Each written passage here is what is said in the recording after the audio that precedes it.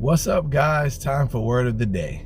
Today we're reading from Ecclesiastes chapter 7, picking up at verse 1.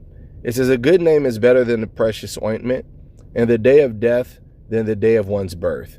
It is better to go into the house of mourning than to go into the house of feasting, for that is the end of all men, and the living will lay it to his heart.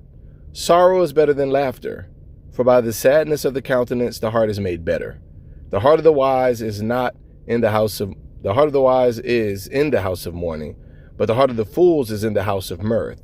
It is better to hear the rebuke of the wise than for a man to hear the song of fools. For as the crackling of thorns under a pot, so is the laughter of a fool. This also is vanity. Surely oppression maketh a wise man mad, and a gift destroyeth the heart. Better is the end of a thing than the beginning thereof, and the patient in spirit is better than the proud in spirit."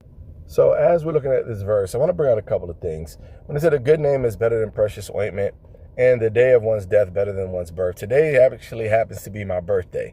And I was meditating on the word and thinking about that scripture in reference. And I know that's kind of sombering when it's your birthday. You would think, no, you want to be happy, be joyous. But the Bible is also saying better is the day of one's death. If you die in the Lord, and heaven is your reward, yeah, it's much better to be with the Lord, to be absent in the body, is to be present with him.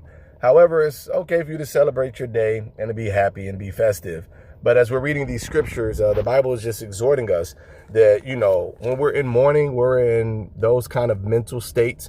We tend to consider things, we weigh the matters, we're more sober-minded versus when we're always in like feasting and joyous times. And even when it spoke about, the song of a fool, the negative songs and things would carry weight in today's time, but we would do much better to hear the rebuke of the wise than the songs of fools. Though it may be sin's pleasure for a season, it's not worth losing your soul over. So let the foolish songs go.